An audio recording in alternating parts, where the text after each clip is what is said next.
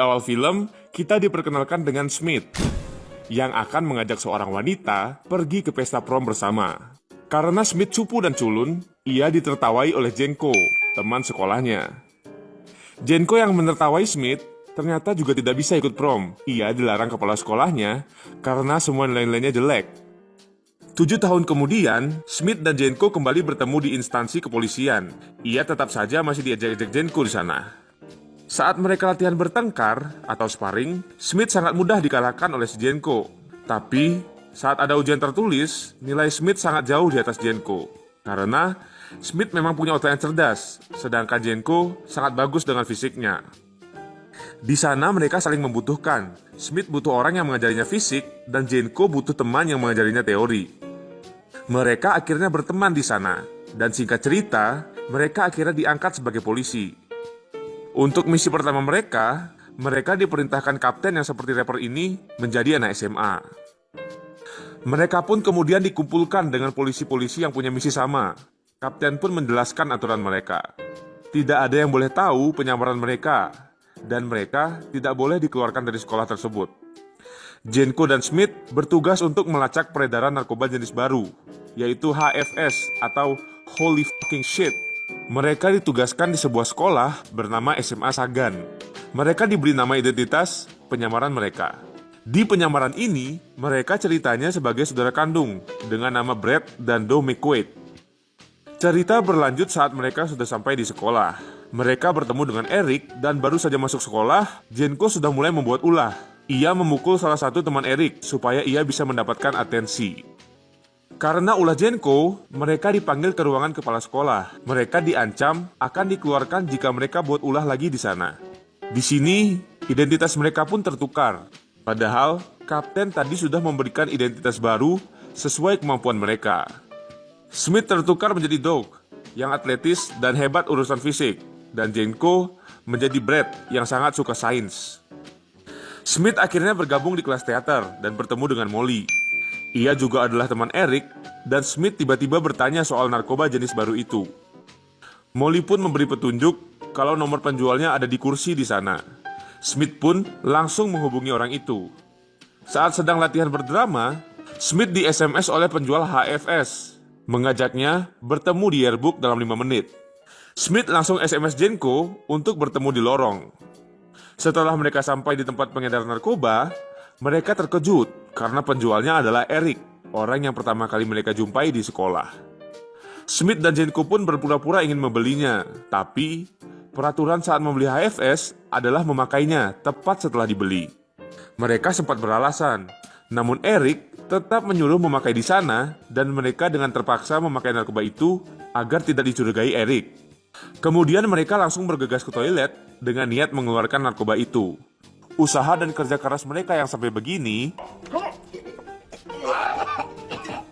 tidak membuahkan hasil. Setelah keluar dari kamar mandi, mereka bertemu dengan guru mereka bernama Walters. Walter pun menanyakan mereka beberapa hal. Di sana, ternyata narkoba yang mereka pakai sudah mulai bereaksi. Mereka pun mulai merasakan fase-fase yang diberi narkoba itu, seperti ketawa-ketawa sampai berhalusinasi. Karena mereka mulai bertingkah aneh, Walter pun bertanya apa mereka make. Mereka pun menyangkalnya. Setelah mereka pulang dan kembali ke markasnya, mereka menjelaskan apa saja informasi yang mereka dapat. Mereka malah bertele-tele, padahal kapten hanya ingin mengetahui siapa bandarnya.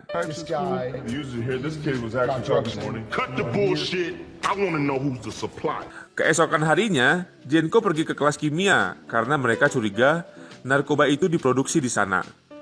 Di dalam kelas, ia malah menemukan sekelompok anak culun yang sedang main Bakugan. Tahu kan Bakugan? Di sana, Jenko bertemu dengan cowok pintar, yang pintar dalam hal meretas HP dan ahli kimia. Ia bernama Zack. Saat sedang makan di kantin, Smith mengutarakan kalau ia ingin menjadi keren dengan bergabung dengan grup paling keren di sekolahnya. Mereka adalah Eric, Molly, dan teman-temannya. Jenko lalu memiliki ide dengan membuat pesta dan mengundang grup Eric. Dan mereka juga bisa sekalian mencari informasi dengan masuk di grup Eric. Mereka pun melakukan persiapan dan membeli barang-barang untuk party mereka. Malam pesta pun tiba, persis seperti yang mereka inginkan. Gengnya Eric pun datang ke pesta, dan tidak lupa geng sains yang bertemu Jenko tadi. Alasan Jenko mengajak teman-teman kimianya, ternyata agar bisa melacak HP Eric, dan memang benar, Zack berhasil walau hampir ketahuan. Party itu sebenarnya berjalan baik-baik saja, sampai teman Eric dari sekolah lain tiba-tiba datang ke sana meminta narkoba pada Eric. Mereka pun berdebat, dan Smith yang sok jago bilang kalau ia yang akan mengurusnya. Smith pun dipukul oleh teman Eric, dan Jenko yang mendengar itu langsung ke bawah untuk membantunya. Smith pun mengambil guci dan memukul kepala teman Eric sampai pingsan. Orang-orang di pesta sangat senang karena kemenangan Smith, dan selagi ada waktu, Jenko mengembalikan HP milik Eric ke kantongnya. Karena saking excitednya, Smith tidak merasa ada pisau menancap di punggungnya. Pesta pun kembali menggila karena Smith menunjukkan mimik yang tidak merasa sakit dan malah bilang itu keren.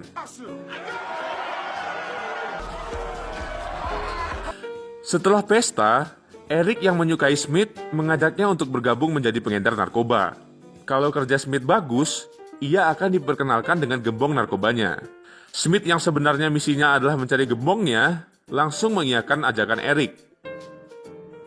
Keesokan harinya saat berlatih, Jenko bilang kalau ia sudah menyadap HP Eric. Smith kini sudah berjualan dengan Eric. Ia membawa narkoba itu ke markas mereka. Smith ternyata punya kinerja yang bagus dan mulai dekat dengan Eric. Jenko pun menyadari hal itu dan hubungan mereka mulai merenggang. Jenko kini bermain dan belajar bersama teman-teman di kelas kimianya dan ia merasa sangat senang. Kini, Smith mulai dekat dengan Molly. Mereka sekarang sudah chatting dan sepertinya Smith memang suka dengannya. Suatu hari, saat Jenko menunggu Smith, Smith malah pergi dengan Eric.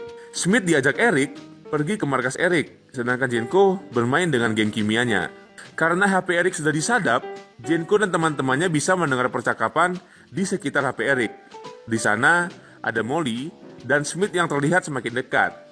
Smith bertanya apakah Molly mau ke pesta prom bersamanya, tapi Smith kelihatan ragu. Ia mengingat kejadiannya saat SMA yang selalu ditolak cewek-cewek. Molly pun mau, dan setelah itu mereka didatangi oleh Eric dan gengnya. Salah satu teman Eric bertanya apakah Smith dan Jenko adalah saudara kandung. Agar terlihat keren, Smith bilang kalau Jenko adalah anak adopsi dan mulai menjelekkan Jenko. Jenko yang sedari tadi mendengar percakapan mereka merasa kecewa terhadap Smith. Keesokan harinya, Jenko berencana untuk menyelidiki transaksi yang akan Eric lakukan yang informasinya ia dapat dari hasil sadapannya.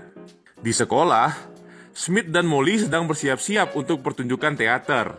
Tiba-tiba, Jenko datang dan memanggil Smith untuk pergi mengikuti Eric. Dengan berat hati, Smith pergi meninggalkan Molly. Padahal, ini adalah impian Molly untuk tampil di sekolah. Mereka pun sampai di tempat transaksi Eric. Eric terlihat memberi pinyata kepada geng motor yang membeli narkoba. Setelah mengambil barang itu, geng itu pergi dan Smith dan Jenko pun mengikuti mereka. Saat di lampu merah, mereka tidak sengaja menabrak salah satu anggota geng motor itu karena mereka bertengkar di mobil itu. Anggota geng itu pun marah-marah. Smith dan Jenko pun berusaha kabur dari mereka. Karena mereka terjebak macet, mereka memukul bapak-bapak tua dan mengambil mobilnya. Dengan berbekal bola kecil, Jenko mulai menyerang geng motor itu. Di sisi lain, peran Smith digantikan oleh orang lain karena ia menghilang dari pementasan. Jenko dan Smith terkena macet lagi, dan kini ia meminta mobil seorang wanita cantik di sana, yang terlihat tertarik dengan Jenko. Tak disangka, cewek cantik itu menyimpan pistol di laci mobilnya. Smith dengan dibantu Jenko pun berhasil menembak pinyata milik ketua geng motor dan membuatnya terjatuh. Selanjutnya mereka kini sudah sampai di sekolah. Mereka berdebat lagi. Jenko memarahi Smith karena ia terlalu terbawa suasana dan lupa kalau ia masih dalam misi. Smith pun merusak acara pementasan dengan tiba-tiba masuk ke dalam panggung dan mengusir penggantinya. Molly pun merasa kecewa dan merasa dipermalukan. Apalagi ketika Jenko tiba-tiba datang dan mereka malah berantem di panggung itu. Disaksikan banyak orang. Saat malam hari, Jenko memutuskan untuk pergi dari rumah Smith. Tapi tiba-tiba Eric datang dan menyuruh mereka untuk ikut bersamanya. Jenko dan Smith mengira mereka ketahuan dan akan dibunuh karena Eric mengeluarkan pistol. Tapi ternyata tidak. Eric hanya mengajak mereka berdua untuk bergabung bersamanya melakukan transaksi saat prom night berlangsung. Di pesta prom ini, sang gembong narkoba juga akan hadir di situ. Singkat cerita, Smith dan Jenko saling meminta maaf saat sedang siap-siap untuk pergi ke prom. Smith mendatangi Molly yang sedang bergoyang sendiri di sana. Molly yang sedang high atau tinggi atau mabuk atau santai disuruh keluar dari situ oleh Smith karena akan ada hal berbahaya di situ. Smith yang benar-benar suka Molly mengungkapkan identitasnya sebenarnya. Smith dan Jenko pun pergi dengan Eric bertemu dengan gembong narkobanya. Hal yang mengagetkan adalah gembong narkobanya adalah guru mereka sendiri, yaitu Pak Walters. Ia menjual narkoba karena katanya gaji guru tidak cukup untuknya. Tiba-tiba, hal yang lebih mengagetkan terjadi. Pembeli narkoba yang datang ternyata adalah geng motor yang terlibat kejar-kejaran dengan mereka. Ketua geng itu merasa mengenali mereka. Dan tiba-tiba, Molly datang untuk mencari Smith. Karena sedang tinggi, Molly berteriak mengatakan Smith berbohong dan ia adalah polisi. Ketua geng yang akhirnya mengenali mereka pun langsung menodongkan senjata kepada mereka. Aksi baku tembak pun terjadi di sana.